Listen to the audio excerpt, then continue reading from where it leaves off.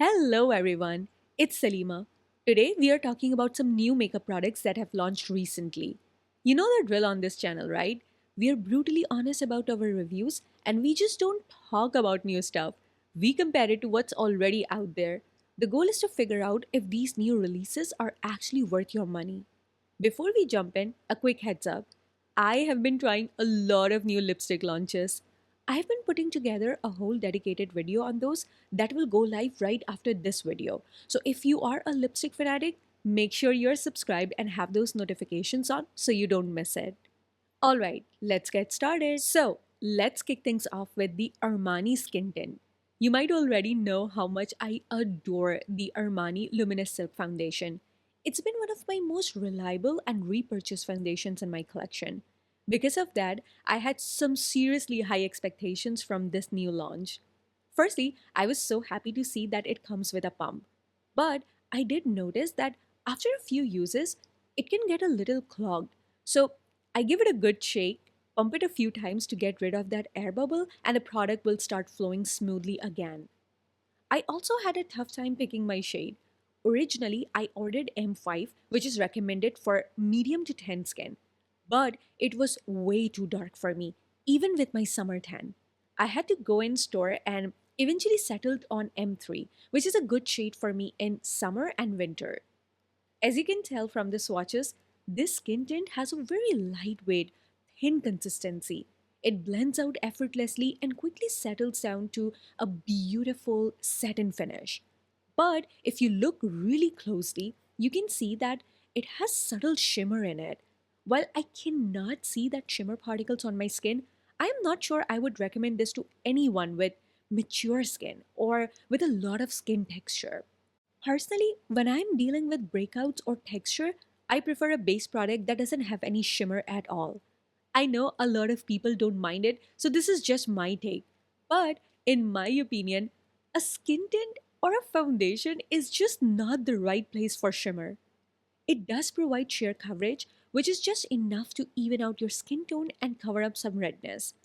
I noticed a fresh floral scent when I applied it, but thankfully that disappears within seconds. Overall, it wears well throughout the day without settling into my pores or making me look shiny, which is a huge plus. So, while I think this is a good skin tint for anyone who wants sheer coverage and doesn't mind a little shimmer, it just didn't blow my socks off the same way the original Armani foundation did all those years ago. That one gave me the most polished, perfected looking skin for any occasion. If you love a sheer coverage and lightweight feel on the skin, you cannot go wrong with the Summer Fridays Sheer Skin Tint. It gives you that same natural skin like finish and wears beautifully all day without shimmer or fragrance. I would be more comfortable recommending this to anyone with sensitive or mature skin. If you want a versatile product and don't mind spending a little extra, the Chanel Le Beige Complexion Touch is another fantastic product. With just half a pump, you get sheer to light coverage. But with a full pump, you can easily build it up to medium coverage while still maintaining that fresh, skin like finish. It's also incredibly hydrating. If you prefer your skin tint to have SPF, the Merit Uniform Skin Tint is another great option. It has SPF 45, but I wouldn't rely on it for full sun protection and would still pair it with a separate sunscreen. But on its own, it does give you light coverage and a beautiful radiant finish. I love it. And finally, I also have to mention the Makeup Forever Super Boost Skin Tint. This one has light coverage and it has this unique watery gel like consistency that feels so hydrating on the skin without making me greasy or shiny. I can wear this one easily when I'm dealing with texture because it truly doesn't emphasize dry patches or bumps at all. Alright, the next product I picked up is the RMS Hydra Concealer. If you're someone with an olive skin tone, you're going to be really happy with this launch because they've added some fantastic new shades just for you. However, as someone with a neutral leaning warm undertone, it was a real challenge for me to find a match. I originally ordered W16 and WN15. W16 was way too orange, And WN15 was just too dark. I had to go to Ulta to find the right shade, and I finally settled on ON14.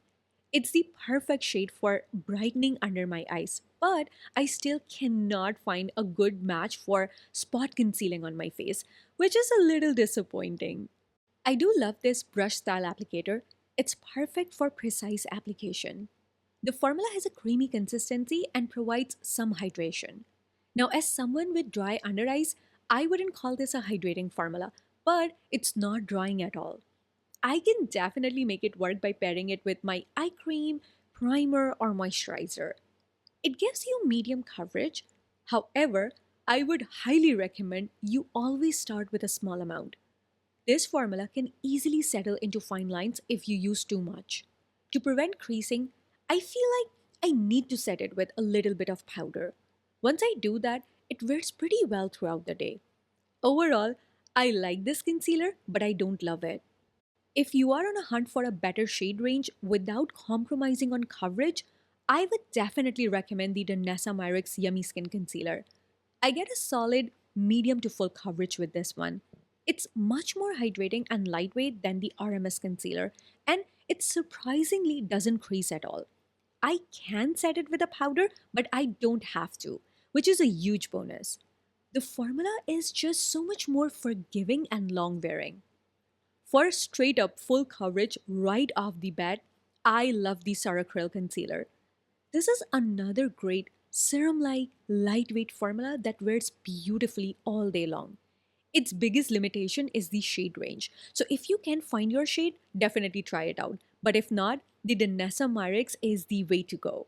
If you want medium to full coverage without breaking the bank, the Tower 28 Serum Concealer is another fantastic option. For such a thin and hydrating formula, this concealer really packs a punch in terms of coverage. It sets down to a natural finish and wears well throughout the day without creasing or settling into lines, even when I don't set it with a powder. So while I was at Ulta, I ended up picking a few things that weren't even on my radar, including this new Too Faced Cloud Crushed Whipped Lip and Cheek color. It's been a while since I've tried anything from Too Faced that I actually enjoyed, so I just decided to get one shade. This blush has a whipped texture, almost like a soft mousse that feels so airy and lightweight on the skin. It is super pigmented, so I take a small amount on the back of my hand and use a brush to apply it on my cheeks. In my experience, it applies like a cream, so it is incredibly easy to blend. But then it sets down to a matte, almost powdery finish. It has a blurring effect on the cheeks that makes my skin look smoother, and I absolutely love that. I can also tell that it leaves a soft stain on the cheeks, so it wears well all day long. I am so happy I picked this up. If you are looking for a soft matte blush with great longevity, you will not be disappointed. Unlike a lot of Too Faced products, this one has a faint, sweet scent that isn't too strong or headache inducing, and I really appreciate that. This Too Faced blush reminds me of the Fwee pudding pods. They have that exact same whipped, moussey texture, and both of them perform incredibly well on my cheeks. They last all day and set down to that soft, diffused matte finish that I love. I don't like either of these on my lips though, because they just don't have enough hydration or longevity. But for cheeks, they are fantastic.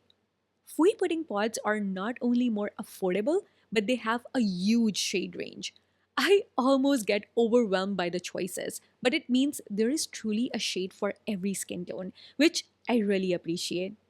If you are based in the US, you might already know that Ulta has started carrying a lot of Korean brands, including Fwee. So now I can go in store and swatch the shades and decide what I want. So I decided to try the Fwee Glowy Jelly Pods. This is essentially the dewy and glowy version of the famous pudding pods. And I have to say, I like the packaging on this even more than the original. Unlike the original pudding pods, I do not recommend using the glowy jelly pods on your cheeks. It is way too sticky and looks too greasy to be a blush. It literally feels like applying Vaseline and never really sets down. if I tried to set it with a powder to take away that excessive shine, it just turned patchy. As a lip gloss, however, it is incredible. It makes my lips look so plump, juicy, and glossy. You get a sheer wash of color, and it lasts on my lips for about 2 to 3 hours, which is exactly what you would expect from a gloss. So, if you are interested in this formula, I would only recommend it for your lips. Fwee also has these 3D lip glosses in their line, which I think are far better than the glowy jelly pods. They come in two intensities. The 30% gloss gives you a sheer wash of color, while the 70% gloss provides a more medium color payoff. Both of these add a beautiful jelly like shine to the lips and last for about 3 to 4 hours. I absolutely love them. I also wanted to share one non makeup item with you guys, and that is the Medicube Capsule Cream. The texture of this cream is what really intrigued me. It has these little yellow capsules suspended in a clear, transparent gel. Those yellow capsules contain pure vitamin C, a vitamin C derivative, and niacinamide. This whole formula is supposed to help brighten your complexion, fade hyperpigmentation, and even out your skin tone. You're supposed to mix a capsule with the gel right before you apply it to your face. I've been using it in a couple of ways. During the day, I just use the gel on its own. It's lightweight and hydrating, but with just enough moisture so my skin doesn't feel tight or dry. At night, I mix one of the yellow capsules with the gel and it adds a lot of moisture, which my skin loves. So far, so good. I will keep using it to let you guys know if I see any major brightening effects, but I've been loving it so far. Just a heads up, even though it is marketed for sensitive skin, it does contain fragrance. It has a faint citrus scent, so if you are sensitive to fragrance, I would proceed with caution. Alright, my friends, that wraps up today's video. Let me know in the comments if you have tried any of these products or if they are on your wish list. Make sure you're subscribed to my channel so you don't miss any of my future uploads. I hope you all stay healthy, happy, and safe wherever you are in the world, and I will catch you in my next video. Bye for now.